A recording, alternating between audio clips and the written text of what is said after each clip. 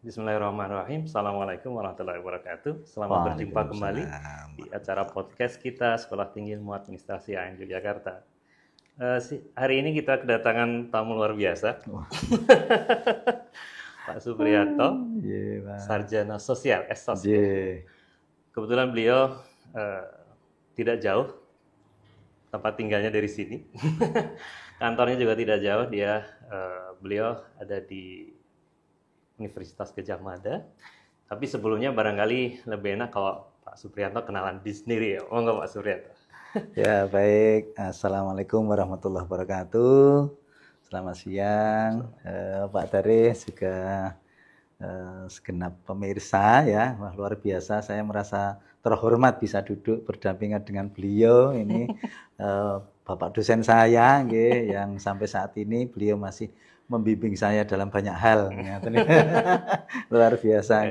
Saya merasa terhormat diundang oleh kampus dan saya Supriyanto, alumnus STIAN yang waktu itu program studinya adalah administrasi negara, administrasi negara dan gelarnya waktu itu sarjana sosial, demikian.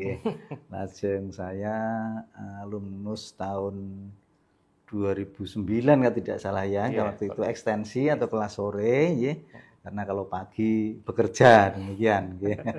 Jadi cukup lama ya, jadi sudah beberapa tahun yang lalu ya. Jadi kita juga di kampus ini menyelenggarakan kelas sore hari supaya kita juga memberikan kesempatan pada masyarakat yang ingin bekerja sambil belajar begitu, dan contoh suksesnya ada di samping saya. Alhamdulillah.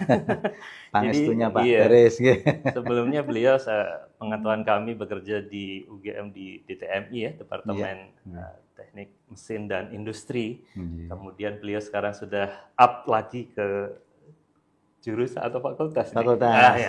Monggo, ini sejarahnya gimana itu bisa gitu?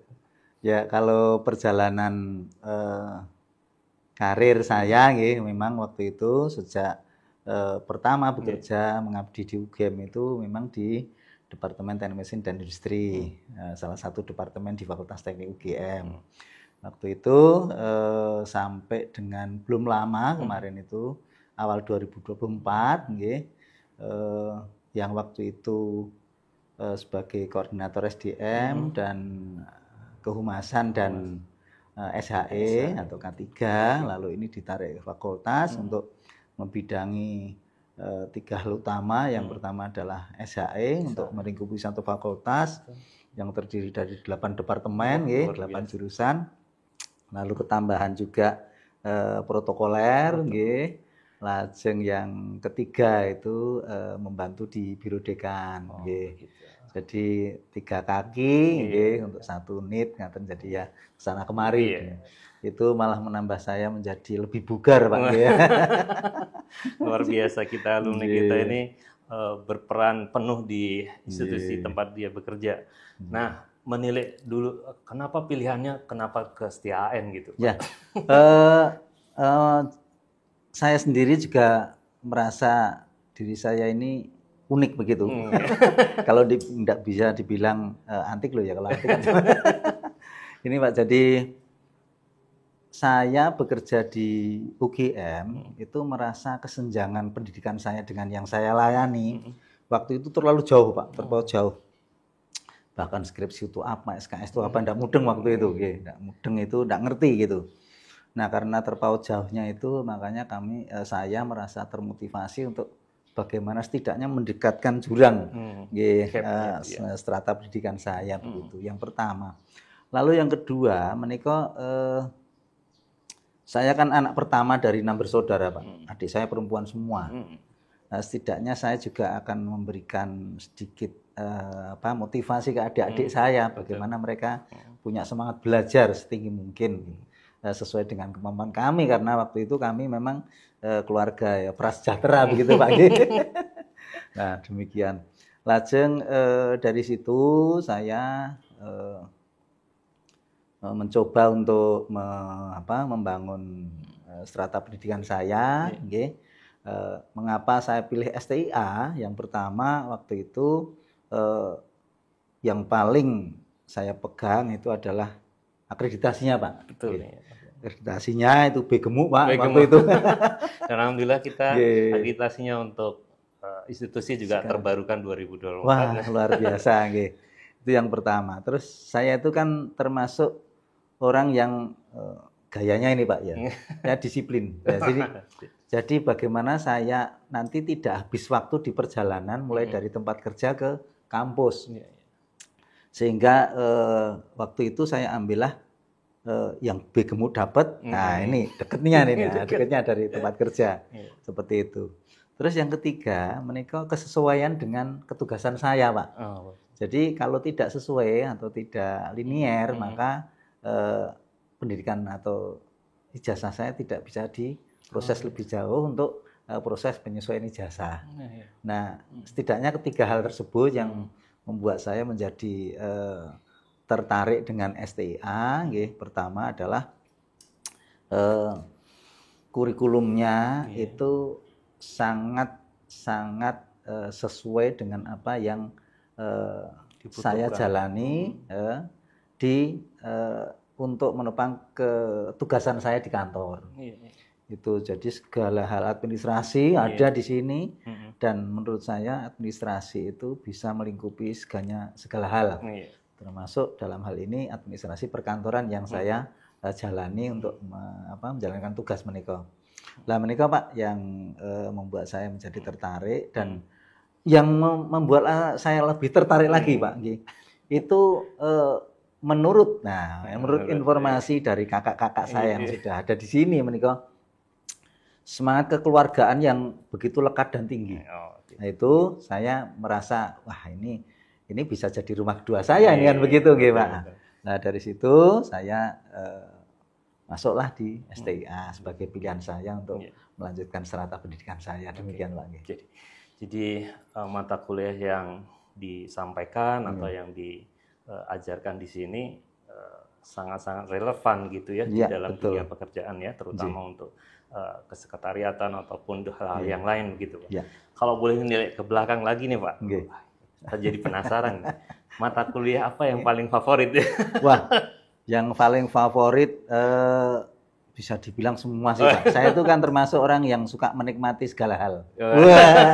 Gitu, Pak. Jadi administrasi perlengkapan saya suka, administrasi perkantoran, hampir semuanya saya suka, Pak. Terutama yang mata kuliah yang dipakai di dalam dunia pekerjaan. Gitu. Termasuk komputasi. Ya, menikah, Pak. Jadi kita ada muatan lokal yang kita tetap pertahankan di teknologi informasi ataupun di lab komputer gitu ya, supaya memberikan warna ataupun sangu yang banyak buat mahasiswa-mahasiswa kita.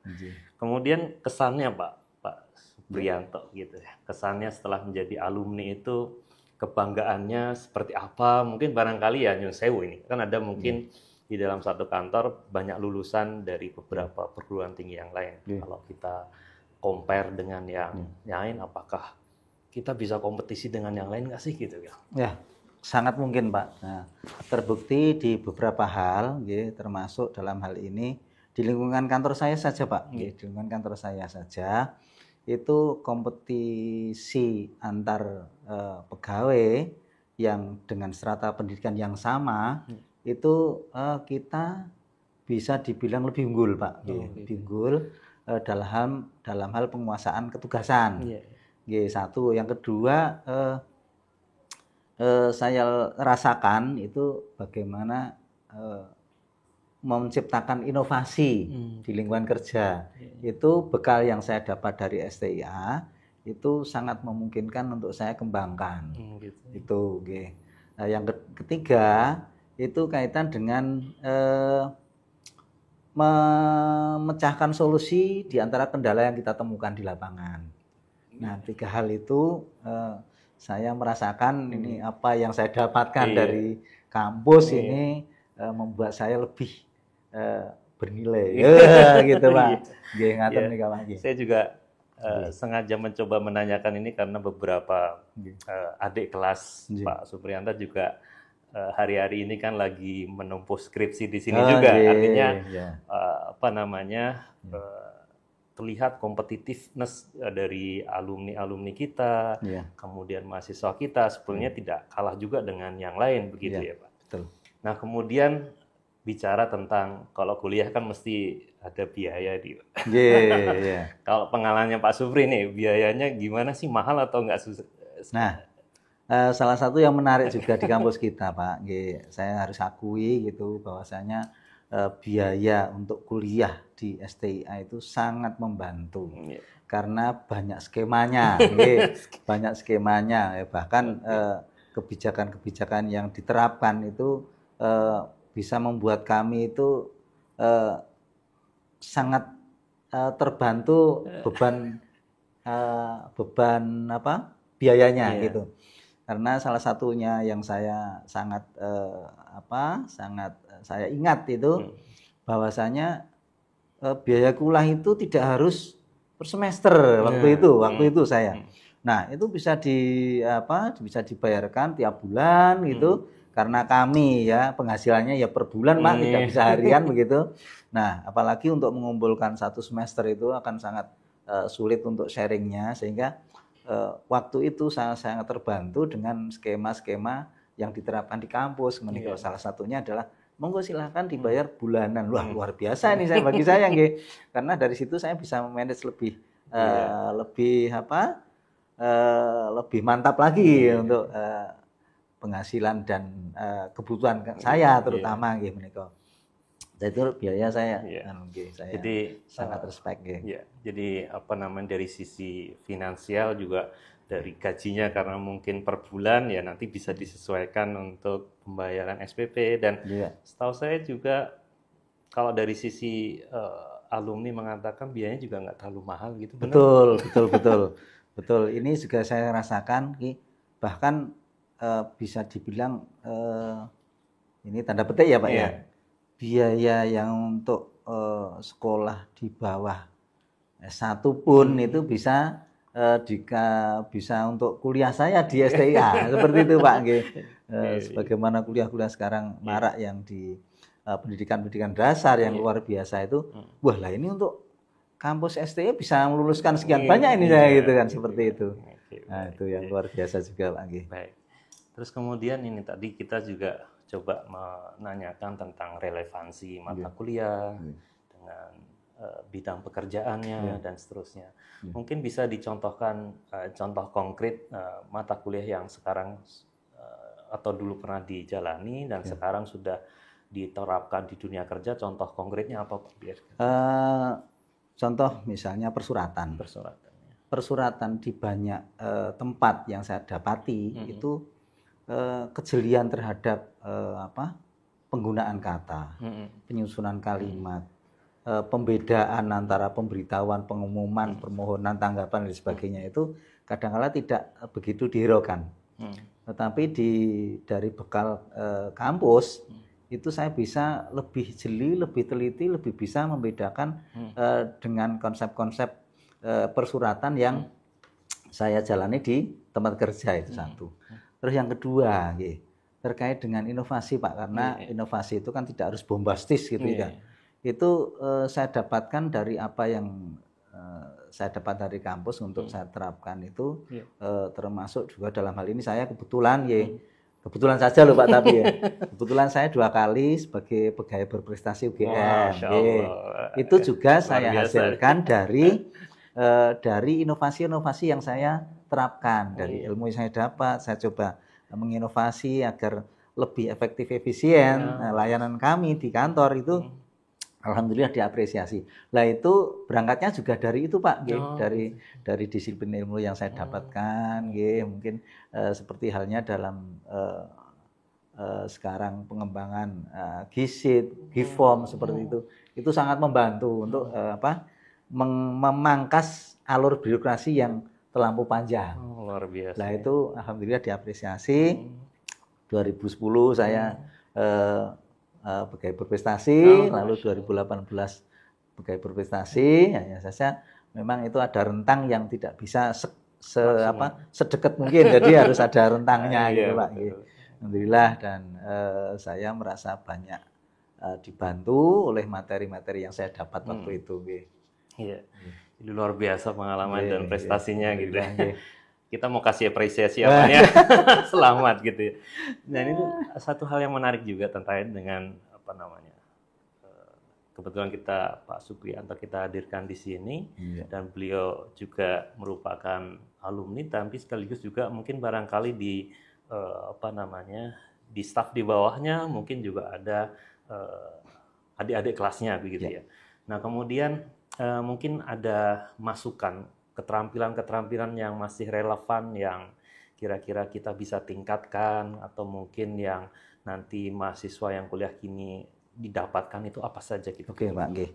Jadi salah satu yang tidak bisa didapatkan di kebanyakan kampus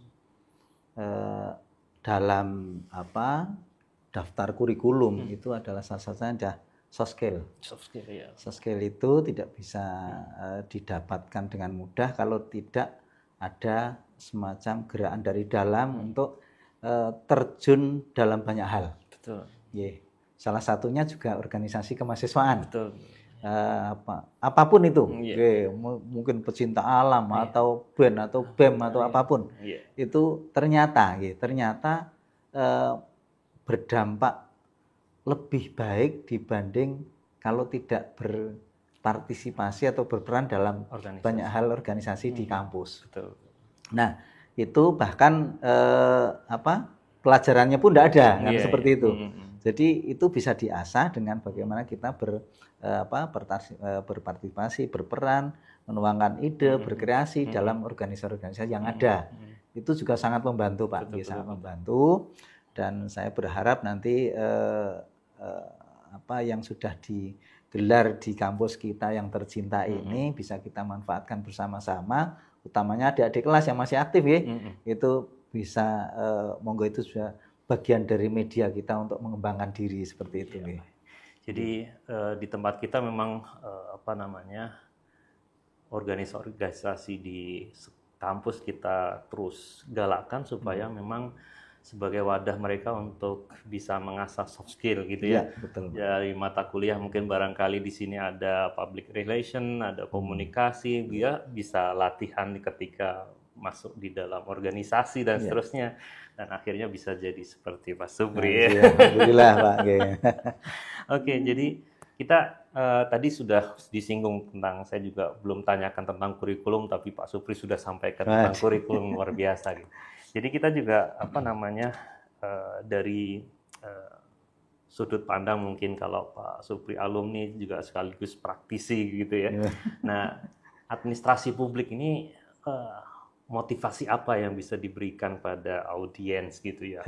Kenapa kalau saya harus pilih administrasi publik sih? Kan kadang-kadang orang yang lulus SMA itu masih agak bingung karena yang mungkin yang jadi pandangan manajemen aja deh gitu, komunikasi aja deh gitu. Tapi kan justru kita buka wawasan administrasi publik juga bisa digunakan di mana saja loh. Dan kita lihat dulu atau pendapat. Betul, Pak.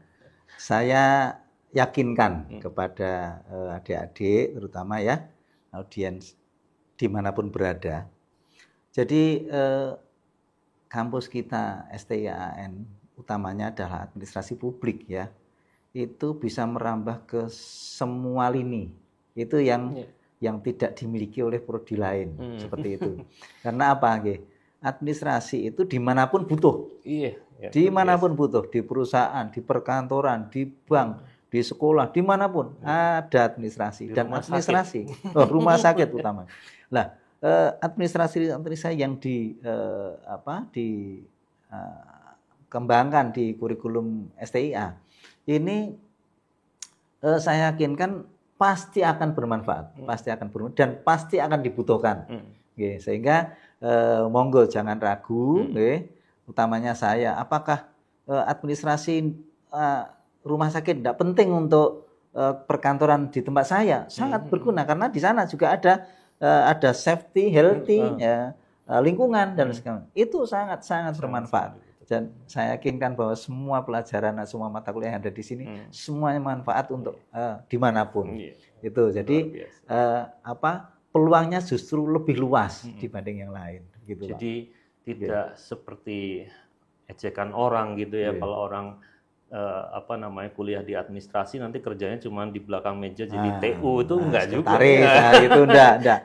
Jadi saya yakinkan bahwa semua bisa kita jalani dengan ilmu yang didapat dari STIA.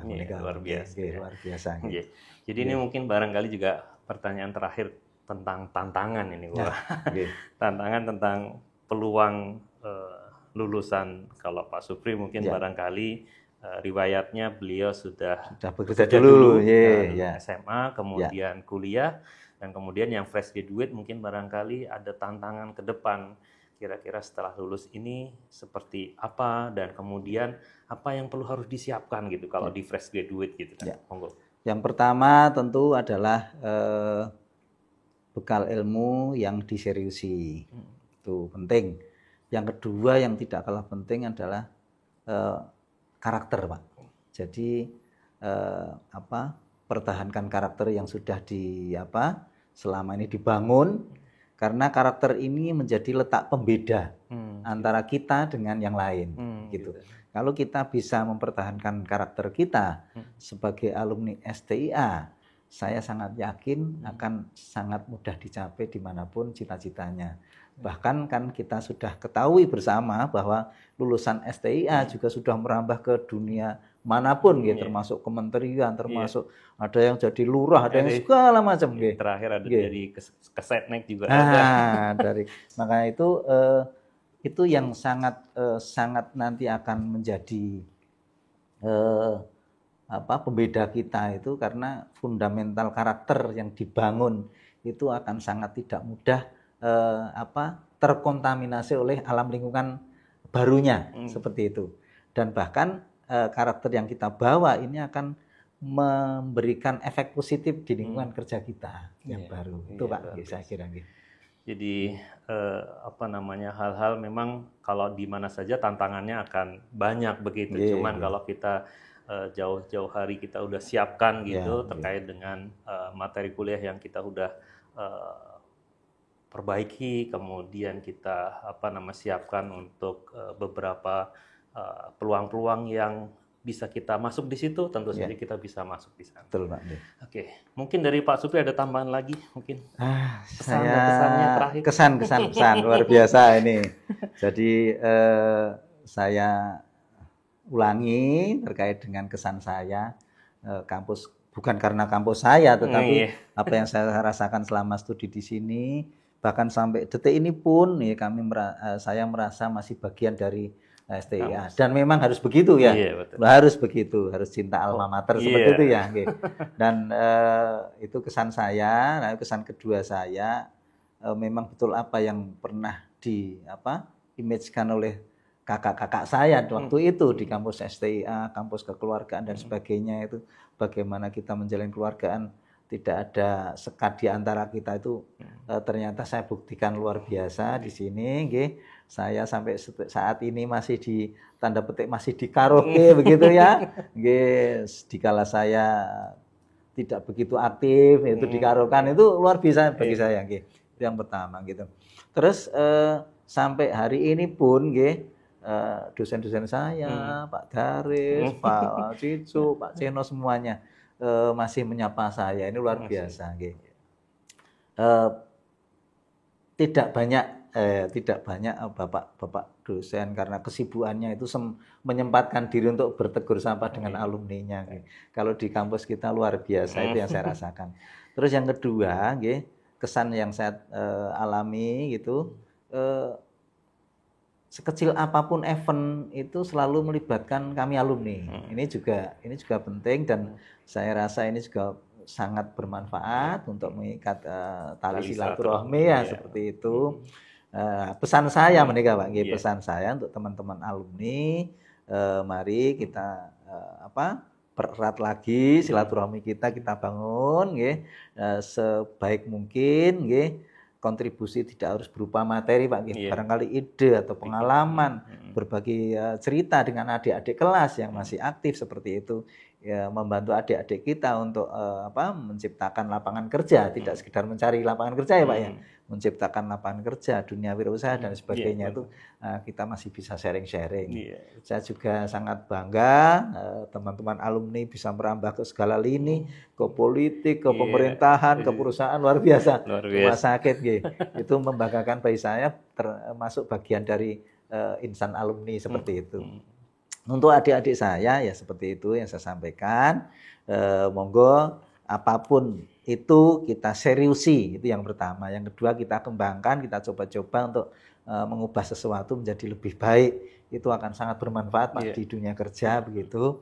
Terus yang ketiga tidak mudah penat untuk menuntut ilmu Pak. Itu penting Pak.